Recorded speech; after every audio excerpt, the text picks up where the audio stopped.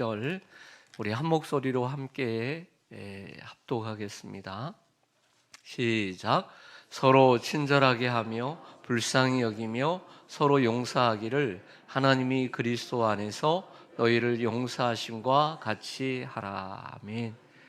2024년 특세, 신년 특세 오늘 넷째 날 나오신 여러분 주님의 이름으로 사랑하고 축복합니다. 오늘도 하나님께서 여러분들을 많이 사랑하시고 또 여러분들과 함께 동행해 주시기를 소망합니다. 이런 생각을 하게 되었습니다. 이번에 주제가 행복인데요. 행복해져라. 마치 우리가 어떤 행사에 가서 보물을 찾을 때가 있죠.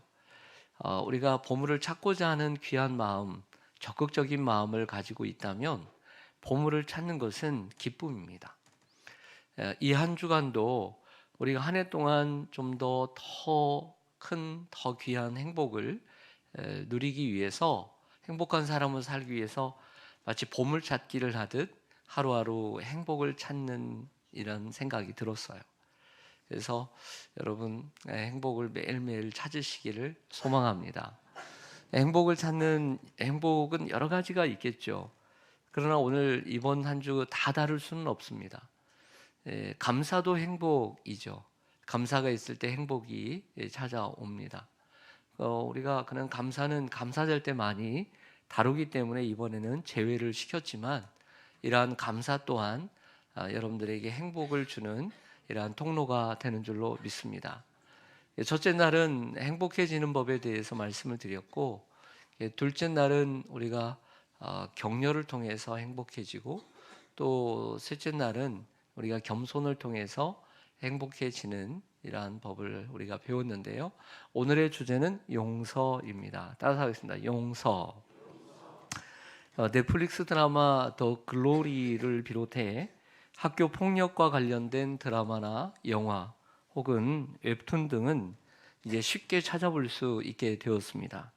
그만큼 이러한 학폭이 이 시대의 중요한 사회 문제가 되었음을 우리에게 보여주죠.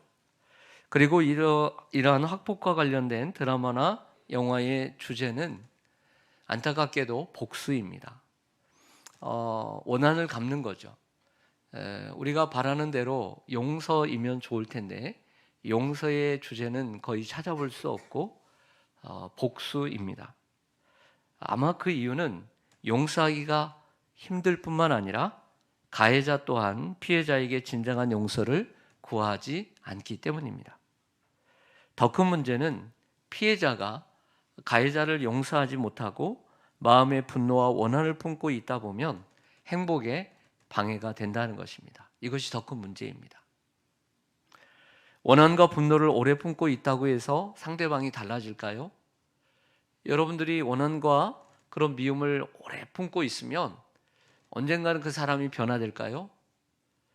어떨 때는 그 사람이 나에게 아픔을, 상처를 준 것도 잊고 모르고 살 수도 있는 거 아닐까요? 여러분들이 오랫동안 원한과 그리고 상처를 갖고 있다고 해서 상대방이 절대 변하지 않습니다. 변하는 것은 여러분들만 변합니다. 그것도 좋게 변하는 것이 아니라 나쁘게 변합니다. 결과적으로 원한과 분노는 행복에 방해가 됩니다. 오늘은 이 용서의 문제를 가지고 행복을 찾는 행복 찾기를 한번 해보기를 원합니다. 여러분 한번 마음속으로 솔직히 한번 대답을 해보시기를 바랍니다. 여러분에게 잘못을 했거나 또 몸과 마음에 상처를 준 사람을 진정으로 용서해 본 적이 있으십니까? 진정으로 용서해 본 적이 있으십니까? 아니면 내가 그냥 용서한 척 살고 계시지는 않습니까? 분노와 미움과 상처와 같은 용서의 찌꺼기가 아직도 여러분들의 마음속에 남아있지는 않습니까? 성경을 이렇게 보면 원수에 대한 말씀을 몇 곳에서 말해주고 있는데 이렇게 말합니다. 원수를 사랑해라. 그리고 원수를 위해서 기도해라. 그리고 원수를 축복해라. 원수가 먹을 것이 없거든 굶주리거든 먹을 것을 주어라. 그리고 목마르거든 마실 물을 주어라. 이렇게 말씀을 하고 계세요. 어떻게 보면 이런 것들은 할 수 있습니다. 이런 것들은 우리가 원수를 위해서 기도할 수도 있고요, 사랑할 수도 있고요, 축복할 수도 있고요. 먹을 것이 없네. 내 마음에 원한과 상처를 준 사람이 먹을 것이 없대. 먹을 것과 갖다 줄 수 있어요. 목마르다고 그러면 마실 물을 줄 수 있어요. 그러나 어려운 게 있어요. 그건 용서예요. 서로 사랑하라, 서로 축복하라, 기도하라 할 수 있어요. 그러나 용서는 힘든 거예요. 이처럼 용서는 성경의 명령 가운데 가장 어려운 문제이면서도 가장 중요한 명령으로 우리에게 주고 있다는 것이죠. 그래서 우리가 신앙생활을 하면서 이 용서라는 것을 우리가 생각하지 않을 수가 없습니다. 그렇다면 우리가 용서를 했느냐, 안 했느냐, 못 했느냐, 이것에 대한 대답을 우리가 하기 전에, 확실하게 하기 전에 먼저 우리가 알아야 될 것이 있습니다. 그것은 용서의 정의입니다. 따라서 하겠습니다. 용서의 정의. 여러분들은 용서가 뭐라고 생각하십니까? 용서에 대한 사전적인 정의를 올려드리겠습니다. 용서는 지은 죄나 잘못에 대하여 꾸짖거나 벌을 주지 않고 너그럽게 보아줌, 이것이 용서입니다. 여러분 잘 보시길 바랍니다. 만약 어떤 사람이 여러분들에게 잘못이나 상처를 주었을 때 꾸짖고 벌을 주면 그건 복수죠. 맞은 만큼 되돌려주는 것. 왼쪽 눈을 때렸으면 나는 양쪽 눈을 때리는 것이죠. 그러면 그건 복수죠. 용서가 아니죠. 너그럽게 보아줌, 이것이 용서라고 하는 것입니다. 용서의 정의를 우리가 바르게 알고 거기에 기준에 따라서 내가 용서를 했느냐 안 했느냐 답을 그 다음에 해야 할 필요가 있다는 것입니다. 상대방이 여러분에게 와서 잘못을 뉘우쳤습니다. 그럼 용서입니까? 이건 대답하셔도 돼요. 상대방이 여러분에게 와서 잘못을 뉘우쳤습니다. 그러면 용서가 됩니까? 아니죠.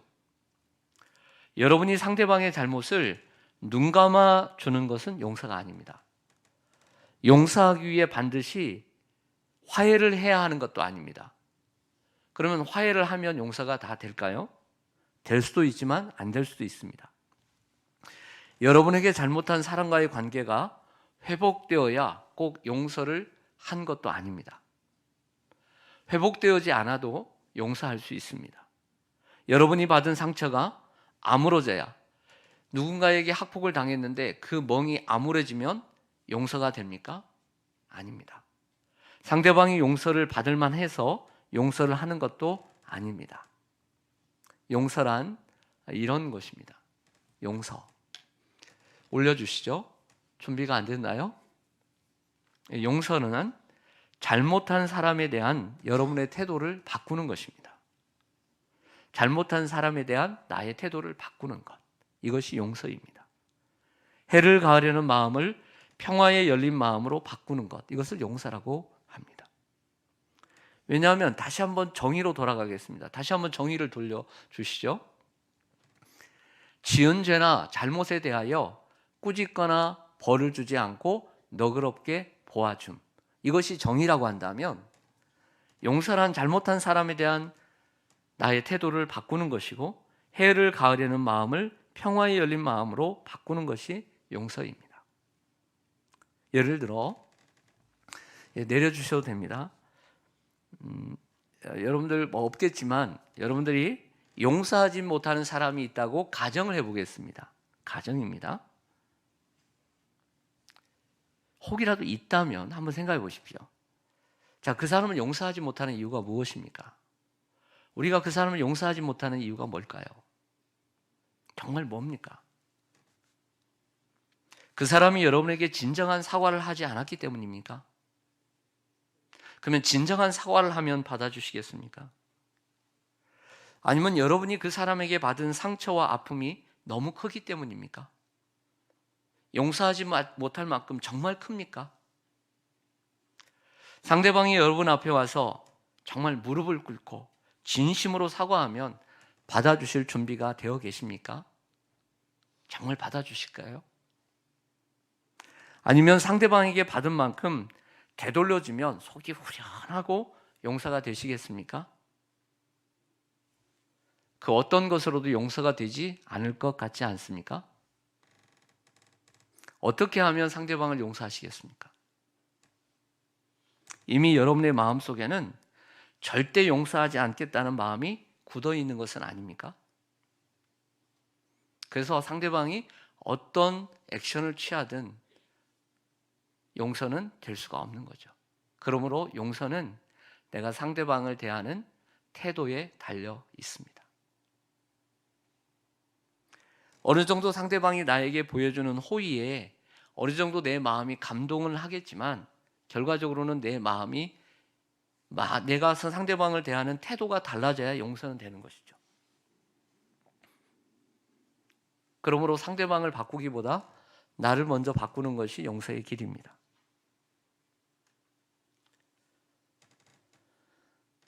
사실 실제적으로 우리의 삶을 보면 그 사람이 준 상처와 그리고 아픔이 너무 크기 때문에 그런 것이 아니라 내가 받은 자존심이 내가 입은 내 자존심이 너무나 아프기 때문에 용서를 못하는 것은 아닐까요? 자, 그렇다고 한다면 나의 용서의 기준을 떠나서 그걸로 우리가 뭔가를 해결하려고 하지 말고 성경으로 돌아가야 합니다. 우리는 성경의 해답이 있기 때문이죠. 성경이 가르쳐주는 용서의 방법을 배워야 합니다. 자, 오늘 말씀을 좀 보실까요? 화면을 준비했습니다. 에베소 4장 32절. 서로 친절하게 하며 불쌍히 여기며 서로 용서하기를 하나님이 그리스도 안에서 너희를 용서하심과 같이 하라. 여기에 용서의 해결책이 들어있습니다. 친절하게 하고 불쌍히 여기고 서로 용서하는데 후반부가 더 중요합니다. 하나님이 그리스도 안에서 너희를 용서하심과 같이 하라. 이것이 용서의 키고 용서의 핵심입니다. 그런데 우리는 이 용서의 키와 용서의 핵심을 가지고 있으면서도 사용을 하지 않으려고 합니다. 우리는 지금 행복을 얘기하고 있습니다. 우리는 행복을 원하고 있는데 용서하지 못함으로 인해 여러분의 행복은 이루어지고 있지 않습니다.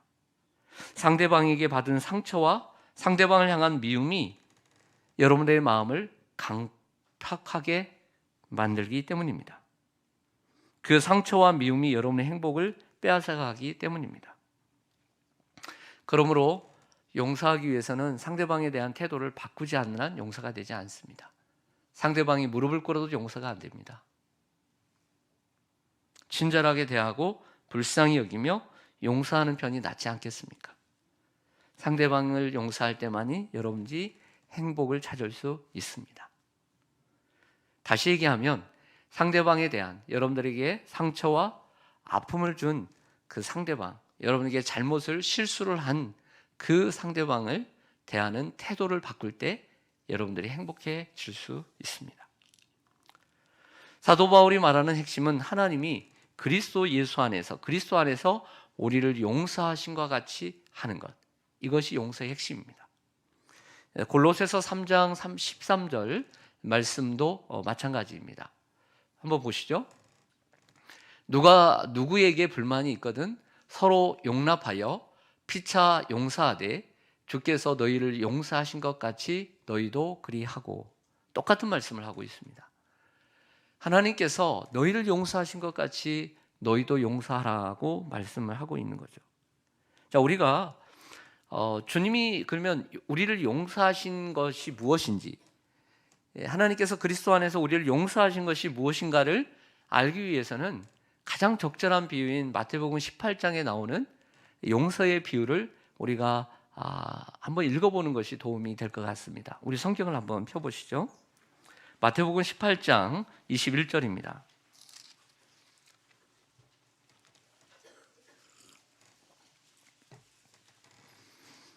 마태복음 18장 21절부터 끝절 35절까지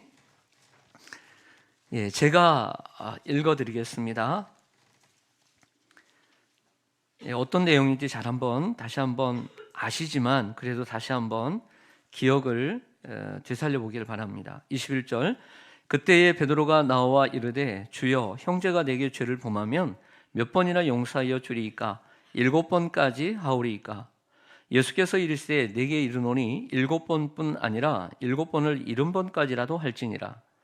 그러므로 천국은 그 종들과 결산하려 하던 어떤 임금과 같으니 결산할 때에 10,000달란트 빚진 자 하나를 데려오매 갚을 것이 없는지라 주인이 명하여 그 몸과 아내와 자식들과 모든 소유를 다 팔아 갚게 하라 하니 그 종이 엎드려 절하며 이르되 내게 참으소서 다 갚으리이다 하거늘 그 종의 주인이 불쌍히 여겨 놓아주며 보내며 그 빚을 탕감하여 주었더니 그 종이 나가서 자기에게 100데나리온 빚진 동료 한 사람을 만나 붙들어 목을 잡고 이르되 빚을 갚으라 하매 그 동료가 엎드려 간과하여 이르되 나에게 참아주소서 갚으리이다 하되 허락하지 아니하고 이에 가서 그가 빚을 갚도록 옥에 가두거늘 그 동료들이 그것을 보고 몹시 딱하게 여겨 주인에게 가서 그 일을 다 알리니 이에 주인이 그를 불러다가 말하되 악한 종아 내가 빌기에 내가 내 빚을 전부 탕감하여 주었거늘 내가 너를 불쌍히 여긴 것 같이 너도 내 동료를 불쌍히 여김이 마땅하지 아니하냐 하고 주인이 노하여 그 빚을 다 갚도록 그를 옥졸들에게 넘기니라. 같이 읽겠습니다. 시작. 너희가 각각 마음으로부터 형제를 용서하지 아니하면 나의 하늘 아버지께서도 너희에게 이와 같이 하시리라. 아멘. 너무나 유명한 말씀이죠. 우리는 다 알고 있는 이야기입니다. 자, 이 본문 속에는 세 사람이 등장합니다. 첫째, 어떤 임금. 둘째, 10,000달란트 빚진 자. 셋째, 100데나리온 빚진 자. 설명하지 않아도 되겠지만 한 달란트는 금과 은의 수량으로 20kg입니다. 20kg 곱하기 만을 하면 되는 것이죠. 100데나리온은 한 데나리온은 한 장정이 하루 일할 품삯입니다. 그러니까 100데나리온은 한 석 달 일한 월급이라고 할 수 있죠. 큰 차이를 두고 있습니다. 여러분 이 본문에서 우리는 몇 번일까요? 우리는 2번이죠. 2번이라고 생각하고 베드로에게 말씀하고 있는 거죠. 어떤 임금이 우리가 갚을 수 없는 빚 10,000달란트를 용서해 주었다라고 하는 것입니다. 우리는 2번입니다. 2번이라고 생각하고 오늘 본문을 읽으라고 하는 것이죠. 근데 우리는 살아다 보면 100달란트 빚진 자들을 만나게 됩니다. 나에게 그만큼 잘못을 하고 나에게 손해를 주고 내 인생에 아픔을 주고 내 인생에 상처를 주는 사람들을 만나게 된다는 것이죠. 이럴 때 우리는 그들을 용서하지 못하는 좁은 마음을 가지고 있을 때가 참 많이 있습니다. 하지만 그럴 때 어떻게 용서할 수 있느냐? 오늘 33절에 말씀하고 있는 것처럼 내가 너를 불쌍히 여김과 같이 너도 내 동료를 불쌍히 여김이 마땅하지 아니하냐 라고 말씀하십니다. 그렇습니다. 우리는 하나님 앞에 평생 갚을 수 없는 죄를 지었고 그리스도 안에서 용서를 받았습니다. 근데 우리는 나에게 조금 잘못한 이들을 용서하지 못할 때가 있습니다. 여러분, 인생이라는 것은 참 종합 예술 같아요. 그래서 우리의 인생이라고 하는 것은 좋은 것만이 어떤 행복하고 그리고 내가 원하는 데 형통한 것, 즐거움만이 내 인생에 늘 걸음이 되는 건 아니더라고요. 지나고 보면 나의 실패가 내 인생의 실패, 내 인생의 가난, 내 인생의 부족함, 때로는 남이 주는 상처, 그리고 남이 주는 아픔도 내 인생에 녹아져 내 인생의 나무를 키우는 걸음이 되고 밑거름이 되고 비료가 될 때가 얼마나 많은지 모릅니다. 그러므로 우리에게 다가오는 아픔과 부족함, 그런 것들을 내 인생에는 정말 저것 때문에 이것 때문에 나는 잘못됐어 라는 생각을 하지 마시고 반대로 그것 때문에 내 인생이 더욱더 잘 될 수 있었음을 감사하고 생각해야 합니다. 만약 우리의 인생 가운데 좋은 것만, 즐거운 것만, 기쁜 건 일만 있었다면 우리는 정말 이렇게 잘할 수가 없는 거예요. 주님이 우리에게 고난을 함께 주심으로 우리는 바르게 잘할 수 있는 것입니다. 그래서 고난이 우리에게 유익이 되는 것이죠.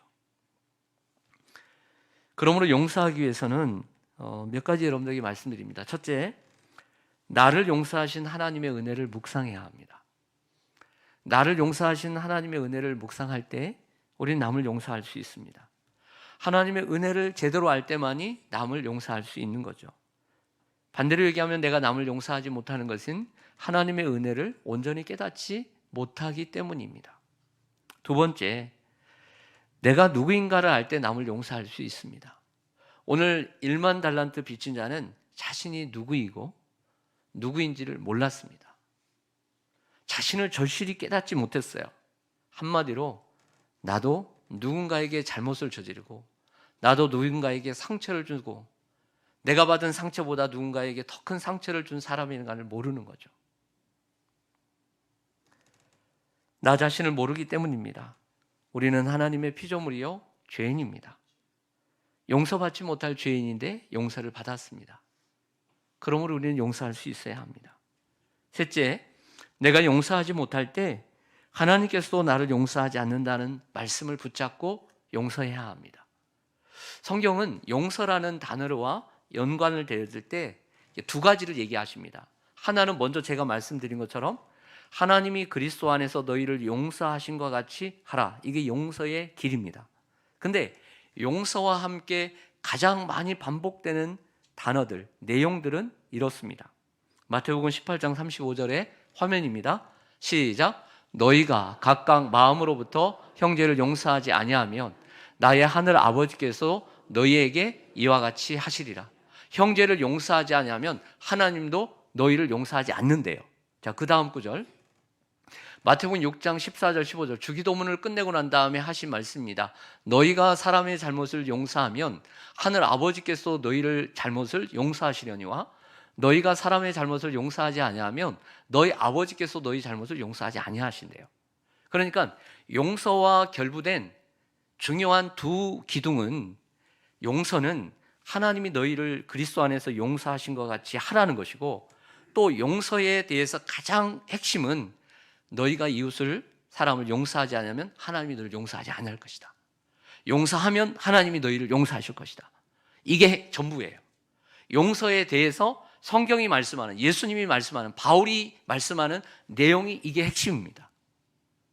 그래서 이 말씀을 우리가 묵상할 필요가 있는 거죠. 내가 용서하지 못할 때 하나님께서 나를 용서하지 않는다는 이 무서운 말씀을 우리는 기억하며 형제들을 용서해야 합니다. 성도 여러분, 결국 제가 첫날부터 여러분들에게 말씀드렸던 것은 행복해지는 길은 하나님의 율법과 계명을 지키는 것인데 율법과 계명은 첫째, 하나님을 사랑하는 것이고 둘째, 그것만을 물었는데 하나만 얘기하시고 아니하시고 두 가지를 얘기하셨습니다. 내 이웃을 내 자신과 같이 사랑하라. 우리가 하나님을 사랑할 때 행복은 찾아옵니다. 할렐루야. 하나님의 자녀이니까요. 하나님이 내 아버지가 되셨으니까요. 하지만 하나 더, 내가 이웃을 행복하게 할 때 나도 행복해지는 거죠. 나만 행복해지려고 하면 절대 행복해지지 않는다는 거죠. 이웃을 행복하게 할 때 내가 행복해질 수 있는 것입니다. 결과적으로 행복은 여러분이 하나님께 받은 그 은혜를 다른 사람에게 베풀 때 찾아옵니다. 자, 예수님 이야기 하나 하고 마치겠습니다. 예수님께서 십자가에 못 박혀 돌아가시기 전 목요일 날입니다. 바로 그 전날이죠. 어떤 제자는 은 30냥에 자기를 팔았고요. 어떤 제자는 또 오늘 밤에 닭 울기 전에 3번 나를 부인할 것을 아셨고요. 또 다른 10명의 제자들은 다 도망치고 다 버릴 것을 알고 계셨습니다. 근데 예수님은 그 제자들을 친절히 대하고 그리고 불쌍히 여기시며 발을 씻어 주셨습니다. 한 사람의 발을 씻는데 몇 분 걸릴까요? 적어도 한 사람의 발을 씻는 데는 2, 3분은 걸릴 것입니다. 그다음에 12명의 제자를 씻으려면 적어도 30분, 길게는 1시간의 수고가 필요했을 것입니다. 예수님은 제자들을 사랑하실 때 끝까지 사랑하셨습니다. 그것을 아셨음에도 불구하고요. 하나님께서 그리스도 안에서 여러분을 용서하시듯이 여러분도 다른 사람을 용서하며 사시기를 바랍니다. 다시 한번 말씀드립니다. 여러분들은 만약 용서하지 못한 사람이 있다면 어떻게 상대방이 여러분들을 어떻게 하면 용서하시겠습니까? 정말 무릎을 꿇고 콧물 눈물 다 흘리면 정말 용서하시겠습니까? 아니면 상대방이 어떻게 하든 나는 절대 용서하지 않겠다라고 하는 마음이 여러분들에게 굳어 있지는 않습니까?